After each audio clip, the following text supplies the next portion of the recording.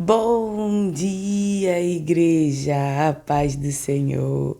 Leitura bíblica de hoje para darmos continuidade à nossa série de devocionais.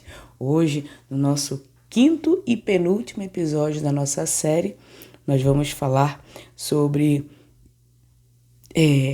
manter-nos nessa doutrina, e o dia de hoje é a unidade e firmeza no corpo de Cristo. Essa doutrina produz uma unidade real e madura dentro da igreja. Sem ela, as pessoas ficam vulneráveis, mudando de opinião e de direção a cada novidade ou a cada movimento que surge na sociedade. Qualquer coisinha, qualquer burburinho, qualquer tipo de informação que seja diferente às escrituras sagradas, a gente já se coloca logo em desespero. Porque eu não vou ter como pagar o gás. Porque eu não vou ter como pagar a conta de luz. Porque a pandemia. Porque, um diagnóstico. A gente sempre tem um porém. E se a gente não se firmar nas escrituras sagradas, naquilo que o Senhor tem para nossas vidas, na sã doutrina, a gente se deixa levar tanto por falsos profetas, tanto por circunstâncias. Sendo que nós não devemos ser levados por circunstâncias, mas sim pelo que as escrituras sagradas dizem para nós. Este nosso novo conjunto de passagens nos conduz à dimensão da estabilidade, da maturidade e firmeza doutrinária contra os ventos dos erros. O perigo da imaturidade espiritual, vulnerável e de enganos sutis. A ordem de se afastar daqueles que causam divisões.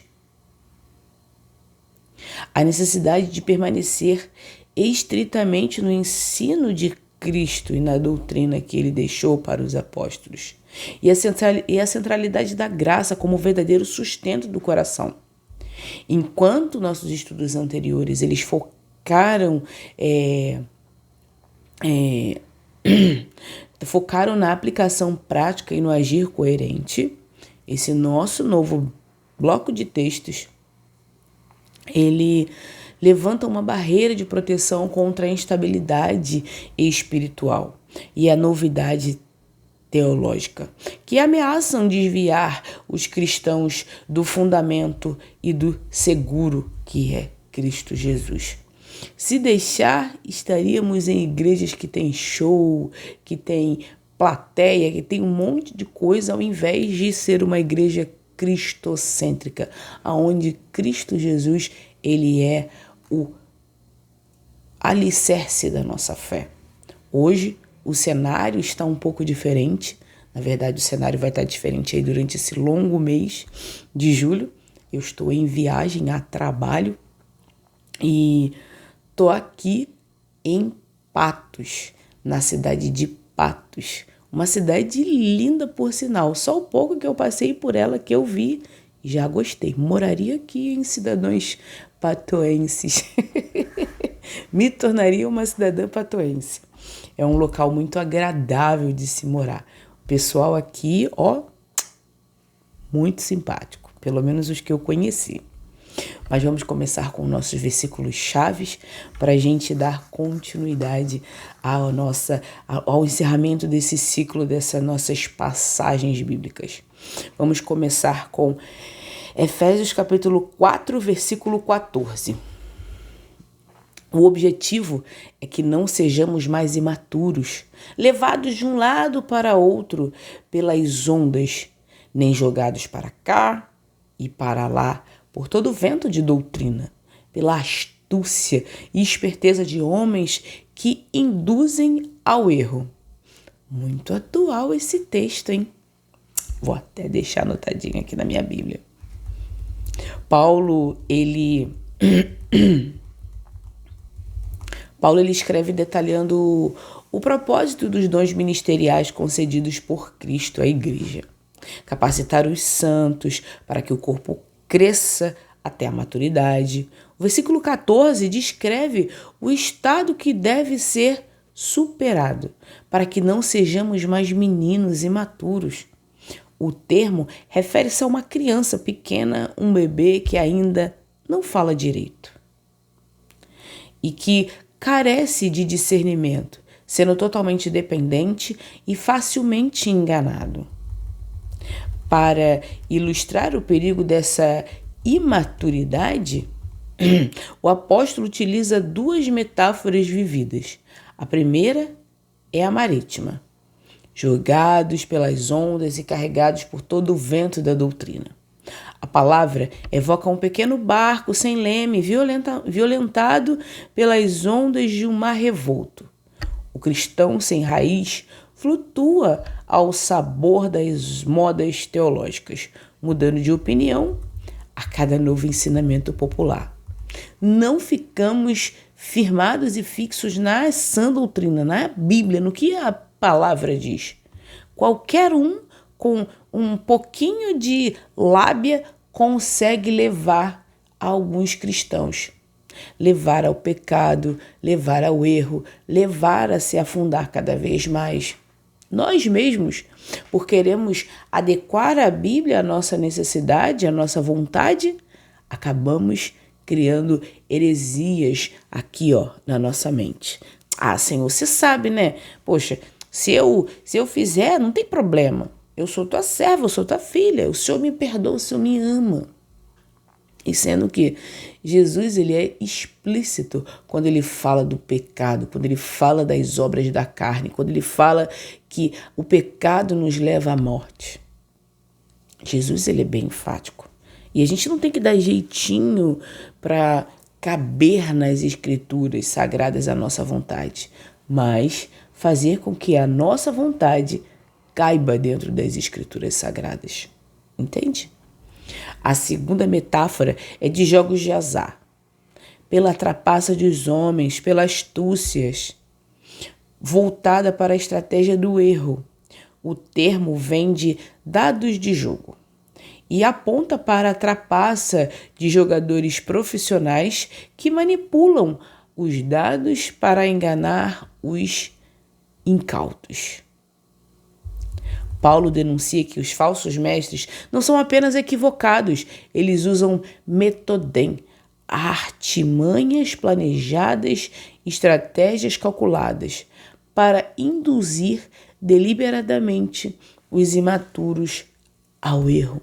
Ou seja, esteja atento à voz do seu mestre, à voz de Cristo Jesus, não às vozes que vêm ofertando um evangelho que não existe, um evangelho conturbado, um evangelho partido pela metade.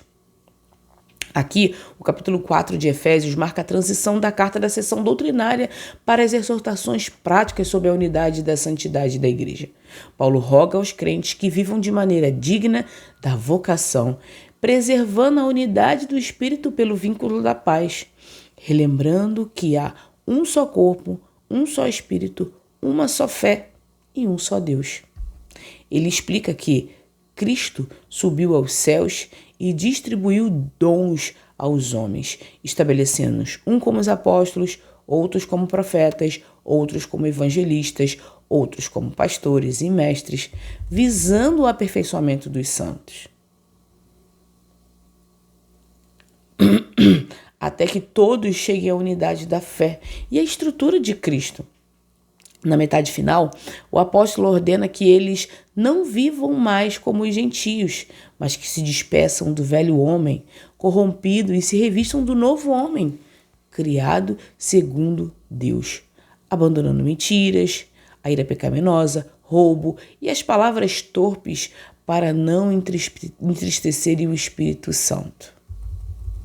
No mercado da fé contemporânea, somos bombardeados por novas revelações, teologia da prosperidade emocional e filosofias de autoajuda gospel, que mudam a cada estação. Se você não tiver raízes cravadas fortemente nas escrituras, viverá uma montanha-russa espiritual.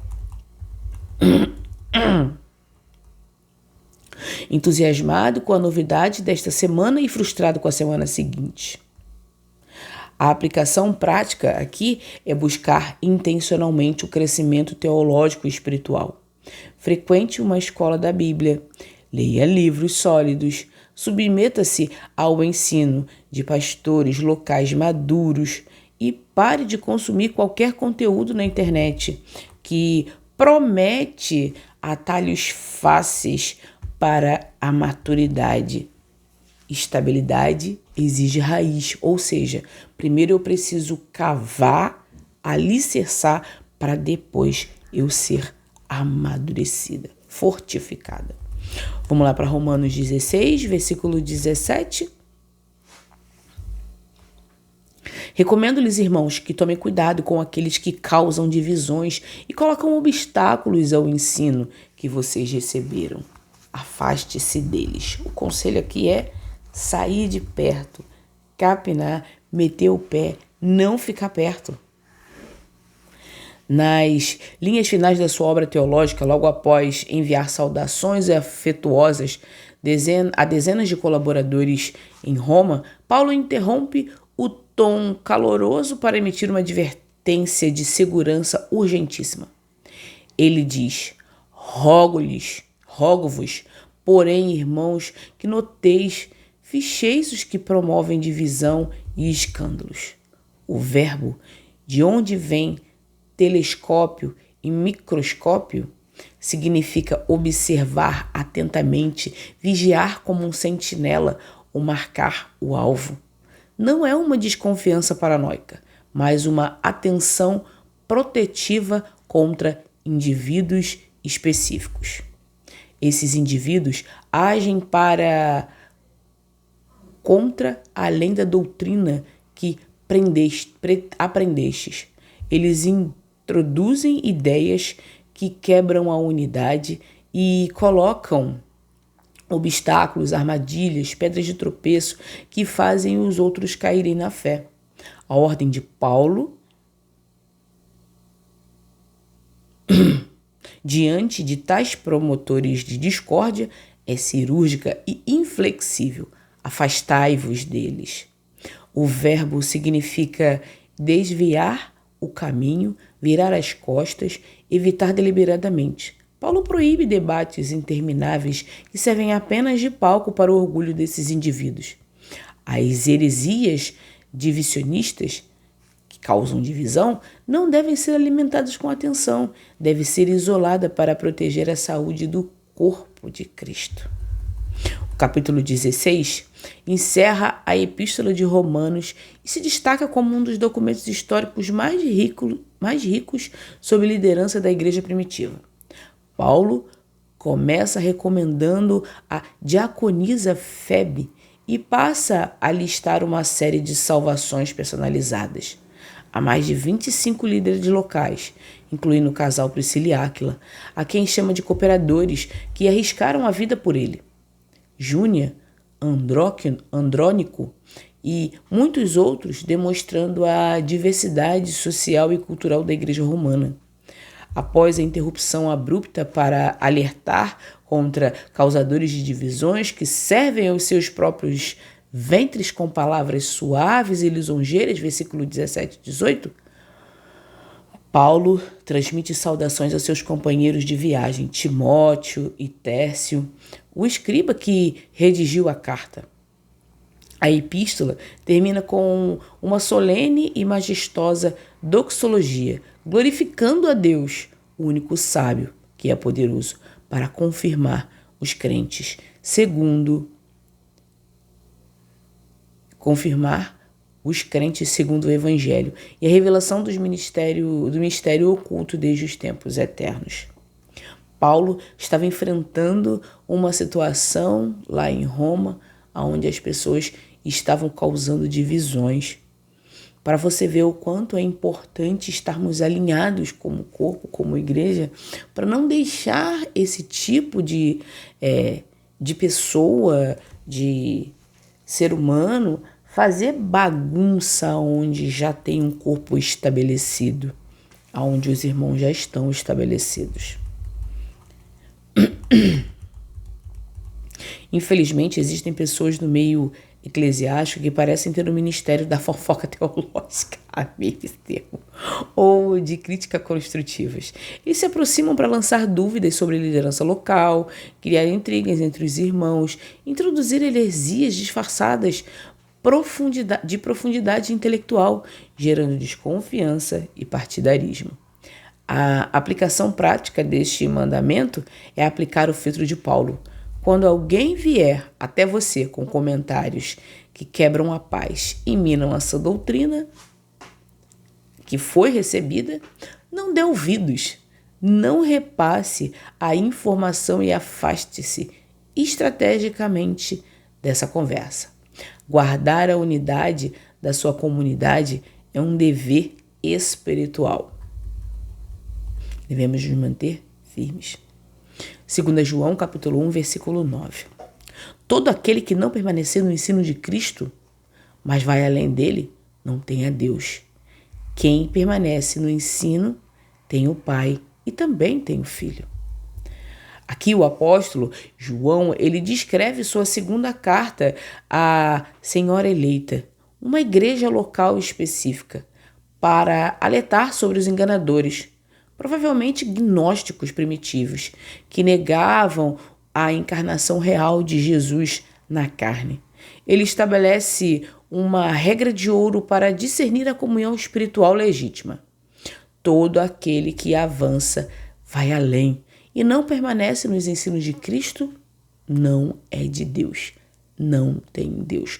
Ou seja, quer saber se o ensino que está sendo pregado realmente é de Cristo? Identifique. Ele não pode nem acrescentar, nem retirar absolutamente nada do que foi ensinado pelos apóstolos e principalmente por Cristo Jesus. O uso do verbo proagor é exatamente irônico.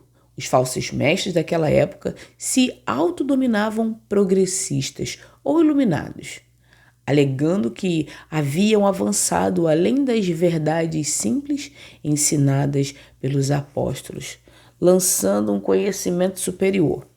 João desmascara esse suposto progresso, mostrando que quem ultrapassa os limites da revelação apostólica sobre Cristo, na verdade, perde a Deus.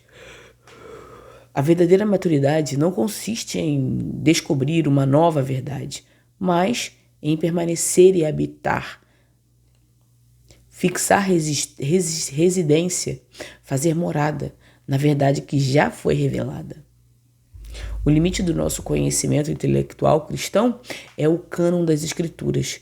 Quem mantém a integridade do fundamento tem garantia teológica da comunhão, tanto como com o Pai, tanto quanto o Filho, tanto com Deus quanto com Cristo Jesus. O capítulo 1 de 2 a João, sendo uma das cartas mais curtas do Novo Testamento, contendo apenas 13 versículos, o capítulo único de 2 João concentra uma mensagem poderosa sobre o equilíbrio entre o amor e a verdade. João expressa sua grande alegria por encontrar filhos da Senhora Eleita andando na verdade, conforme o mandamento recebido do Pai. Ele relembra a igreja sobre a necessidade de se amarem mutuamente, definindo o amor cristão como um ato de andar segundo os mandamentos de Deus. O apóstolo justifica a urgência da carta denunciando que muitos enganadores saíram pelo mundo, os quais não confessam que Jesus Cristo veio em carne, sinal do anticristo. Ele exorta a comunidade a vigiar para não perder o fruto do trabalho ministerial e decreta de forma radical que se alguém for até eles e não trouxer essa doutrina, não deve ser recebido em casa e nem mesmo saudado, porque a igreja não se torna cúmplice das suas más obras. Sempre que você ouvir alguém dizer que a Bíblia precisa ser atualizada para se adequar aos padrões morais modernos, ou que encontrou uma revelação secreta que os apóstolos não entenderam, acenda o alerta vermelho de 2 João. A aplicação prática aqui é o contentamento teológico. a verdade sobre Jesus, sua divindade, sua humanidade, seu sacrifício substantivo na cruz e os seus mandamentos morais. Já foi estabelecido. O seu papel não é criar um novo caminho, mas fixar os seus pés e morar na verdade bíblica tradicional. Quem anda para além do que Cristo ensinou, caminha em direção ao abismo espiritual. Por isso devemos nos manter firmes e fiéis à sã doutrina, não nos desviarmos. Se alguém vier trazer um evangelho diferente desse, a gente tenta explicar. Porém, se a pessoa não quiser, a gente, como Jesus diz, bata a poeira do seu sapato, que nem a poeira serve daquele lugar. Se retire, não entre em contenda, não entre em discussão, não entre em batalha de eu sei mais, você sabe mais, eu sei menos, você sabe menos. Não entre nessa vibe, porque se entrar é um caminho sem volta. Vamos lá para Hebreus, capítulo 13, versículo 9. Não se deixem levar por doutrinas diversas e estranhas, pois o importante é que o coração seja fortalecido pela graça e não por alimentos cerimoniais, os quais não têm valor para aqueles que os seguem. O autor da carta de Hebreus está exortando uma comunidade de cristãos de ordem judaica, que diante da perseguição e do isolamento social, sentiam-se tentados a retroceder ao sistema de rituais, sacrifícios e ordenanças do antigo pacto. Ele ordena: por ensinamentos variados e estranhos, não vos deixem levar e desviar. O termo significa coloridos, diversos, multifacetados, indicando uma infinidade de novidades religiosas que surgem para a distração do crente. A palavra Shanás significa estranhos, estrangeiros, apontados para ensinos que não pertencem ao evangelho original. O verbo significa ser arrastado para fora do rumo, como a poeira que o vento carrega. O autor contrapõe o ativismo ritualista à necessidade da estabilidade cristã, pois bom é que com a graça seja fortalecido o coração. O verbo é um termo jurídico e comercial que significa confirmar, garantir, consolidar ou dar base sólida para uma base sólida e inabalável. O que estabiliza as emoções e a mente do crente não é o legalismo estrito das regras dietéticas judaicas, alimentos sagrados, cerimoniais, que eram sombras temporárias.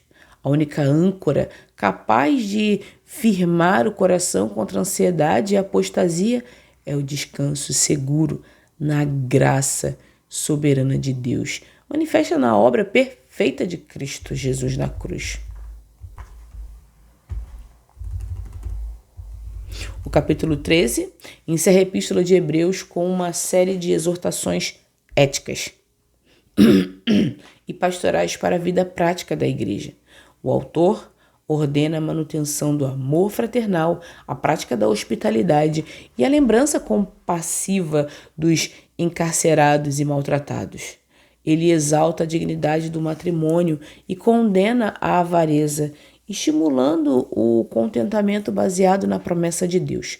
Nunca os deixarei, nunca os abandonarei. Versículo 5. O texto orienta os crentes a se lembrarem e imitarem a fé dos seus líderes espirituais, proferindo a célebre declaração de que Jesus Cristo é o mesmo ontem, o mesmo hoje e o mesmo para sempre. Versículo 8.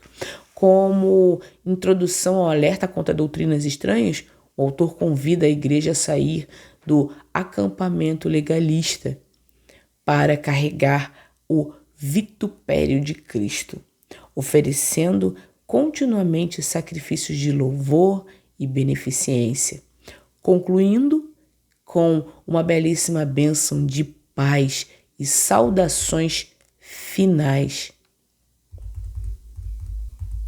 A mensagem central que unifica esse estudo aqui é a estabilidade espiritual do cristão. Depende da sua firmeza na sã doutrina e de seu descanso na graça de Deus. Fomos advertidos a abandonar a imaturidade de meninos que são jogados pelas ondas dos erros. Devemos vigiar atentamente e nos afastar dos causadores das divisões que destroem a unidade. Precisamos rejeitar o falso progresso daqueles que ultrapassam os limites do Evangelho, escolhendo habitar e morar na verdade imutável de Jesus. Finalmente, devemos garantir que o nosso coração seja consolidado e ancorado unicamente na graça transformadora do Senhor, que nos dá segurança eterna que nenhum legalismo humano jamais conseguirá oferecer. No dia de hoje, nós aprendemos nesse estudo que um porto seguro em meio à sociedade líquida e cheia de relativismo, em Efésios 4:14. Recebemos o chamado definitivo para crescer. Não quer que sejamos bebês espirituais, que dependem dos outros para tudo e que caem em qualquer conversa bonita de pregadores manipuladores. A maturidade se desenvolve quando nós gastamos tempo cavando textos bíblicos, compreendendo as doutrinas fundamentais e parando para correr atrás de cada vento de novidade que surge na internet. Essa maturidade nos dá os olhos de sentinela exigidos por Romanos 16:17. A unidade da paz e a igreja da nossa família são bens valiosíssimos. Quando alguém se aproximar de você usando palavras mansas, mas carregadas de veneno, de divisão, da crítica amarga ou do escândalo, tome uma decisão firme. Mude de assunto, afaste-se e não dê palanque para semeadores de discórdias. Quem ama Deus protege a igreja que Jesus comprou com o seu próprio sangue. Em proteção, ganha uma linha de demarcação intelectual intransponível, em 2 João, capítulo 1, versículo 9. Em uma época em que o mundo elogia quem é aberto a novas teologias e a ideias modernas que contradizem a Bíblia, João nos lembra de que o verdadeiro progresso cristão é permanecer firme no que já foi revelado. Não tente ser mais sábio que os apóstolos. Não queira atualizar o que o Espírito Santo inspirou de forma perfeita. Fique na doutrina clássica da fé, pois ali está a garantia de que você não tem o Pai quanto o Filho. Você tem a Deus, você tem a Cristo Jesus. Quem se mantém longe do Evangelho se afasta de Deus e de Cristo Jesus. Quem se encaminha para o Evangelho mantém-se firme com o Pai e com o Filho. Por fim, o autor de Hebreus, capítulo 13, versículo 9, nos dá o remédio contra o cansaço espiritual da religiosidade e da aparência. O legalismo, aquela obsessão por regrinhas humanas, julgamentos externos de alimentos, roupas ou performances espirituais, é capaz de trazer paz à alma. O que firma, estabiliza, consolida o seu coração diante das crises, das perseguições e dos dias difíceis é a maravilhosa graça de Deus. Saber que você é aceito, amado, salvo, não por seus méritos, mas pelo sangue de Jesus, é a única âncora que manterá a sua alma firme e inabalável. Ontem, hoje e para todo sempre. Amém? Vamos orar? Paizinho amado e querido Deus, graças te damos por mais um dia que se chama hoje, Senhor. Obrigada, Pai, pelo teu amor, pela tua misericórdia, por tudo que o Senhor representa em nossas vidas. Perdoe nossos pecados, nossas falhas, ajuda-nos a sermos melhores para ti. Tome, Pai, este dia nas tuas mãos, perdoe nossos pecados, dirija a nossa fé, para que não venhamos a dar ouvidos a essas falácias em nossa volta. Tome-nos em tuas mãos, dirige a nossa vida. Hoje eu oro e já te agradeço em nome de Jesus. Amém.